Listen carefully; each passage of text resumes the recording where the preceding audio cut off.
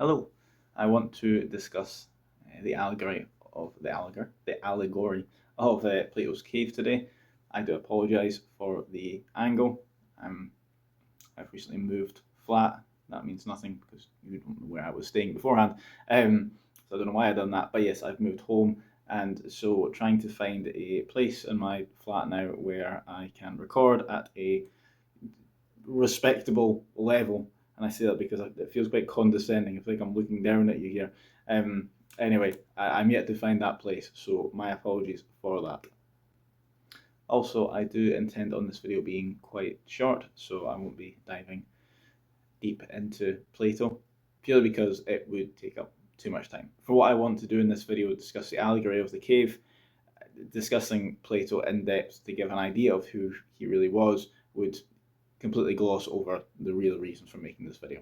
So the allegory of the cave, it can be found in Plato's work, the Republic. I've actually got it pulled up just here. I have a version of it in my little bookshelf there, but it's all very tightly compact, so my books don't come tumbling out. But yes, the allegory of the cave is found within the Republic. It is labelled a Socratic dialogue, like many of Plato's works.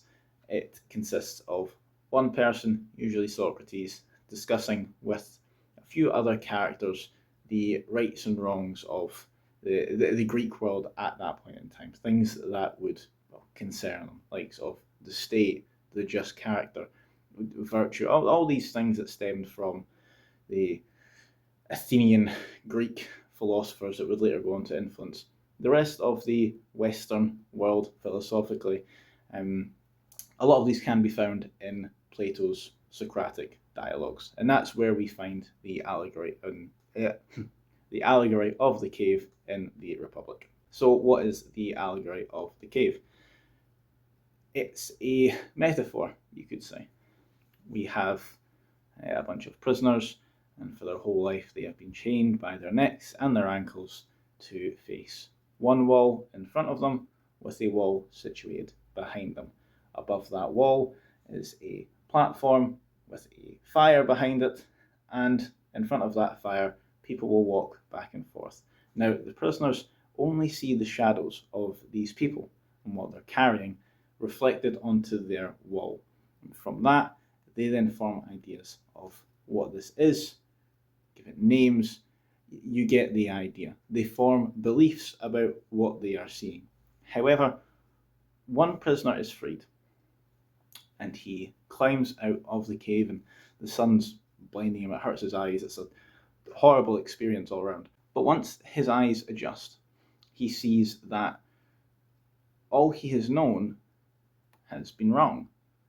The shadows that formed his beliefs, his opinions, his views on the world, what certain things are, well, that was false. He was seeing their shadow. Now he's seeing their true form. A great example of this could be a book. So there is we'll call him an outsider, someone who is not with the prisoners. An outsider walks by holding a book, and the prisoners can hear this person, the outsider, discussing the book, what he is carrying. And so they see the shadow of the book. They claim that it's a book, but their idea of what that book actually looks like will be distorted because they're just seeing the shadow behind a glimmering light. And so when the prisoner is freed and he then sees this book, well, his reality has now been shattered. This wasn't a book to him. This can't be a book. He knows what a book is. He has seen the idea of the book, and that comes on to one of the key concepts of this, and it's the ideal, the true form.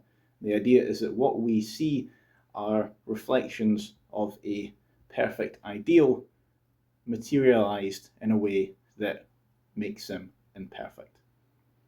Come back into this. He now holds the book. He can see the book. This is a book.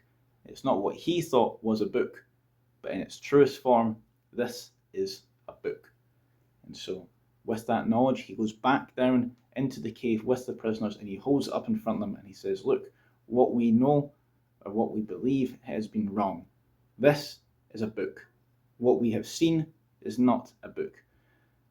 And the prisoners, for lack of better wording, start to get quite rowdy. They threaten him. They are greatly. I'm struggling to think what word here. They're extremely upset that this person has now come back and tried to destroy their worldview, even though he's correct. The prisoners don't see that. What they see is what they believe, is what they've been shown. And so when someone now comes back to them and says, "You're wrong, this is what is true," well, they're going to reject it. How can I believe that that's true? This is true. This is what I know. And the idea, and that's one of the key concepts here, is knowledge. Knowledge can be such a fickle thing. It sounds maybe a bit egotistical for me to speak about knowledge. I am not an intelligent person in many regards. However, knowledge is a very fragile thing. What we perceive as knowledge can differ from person to person. And I think we have all been in a situation where we have spoke from the heart. Every word that's come out of our mouth, we've meant it just for someone to correct us. And it hurts. It does. It kind of get a sort of ego death, if you will. This whole idea you've had, I'm flowing here. I'm speaking. This is just knowledge. They need this just for someone to come in and say, by the way, that was wrong. And it kills you. However, if that person is correct, you can't really argue with them, can you? You might want to. You want to revolt. You want to say, no, that's not true. You could have all the evidence in front of you. But just because of your ego, you want to push all that to the side and say, no, I know what I'm talking about.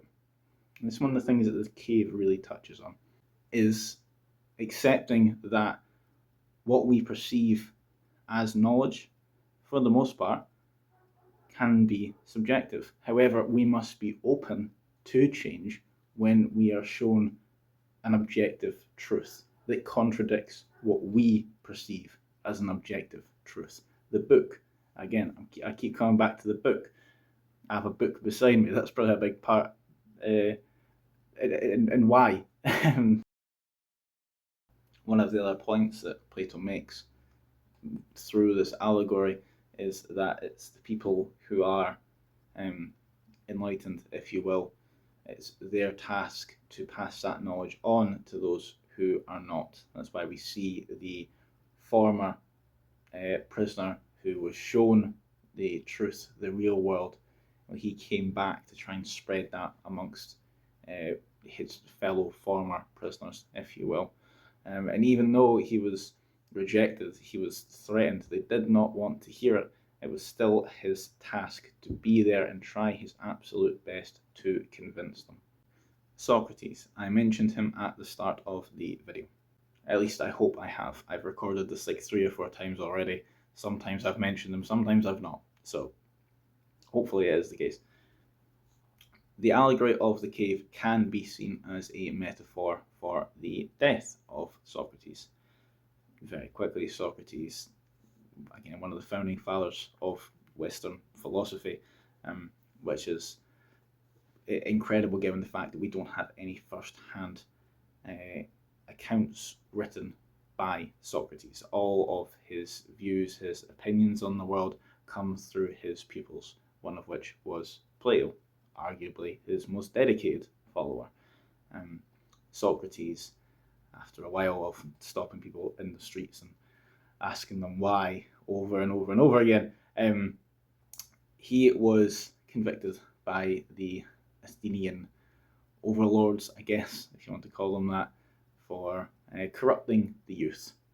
And it's quite a poetic story. He was sentenced to death, but he was given a cup of wine that was poisoned. He knew it was poisoned. He was to drink that, and he was to be killed. However, they did say to him that you can escape. If you go and live in exile, we won't kill you. And he preferred, or he made the choice to die for his opinions, for his truth, than to give that up so that he can then go on living. It's quite a sad but quite poetic story.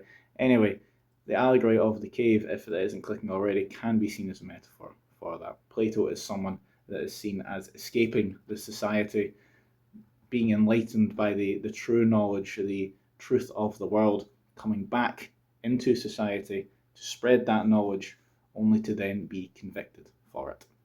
So that is the allegory of the cave.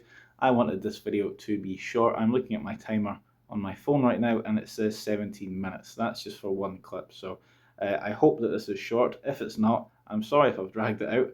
I hope you've enjoyed it. I hope you've learned something from this. I may have lost my train of thought a few times. My fault. But yes, I hope you're having a good day, a good week, and I hope it continues much the same.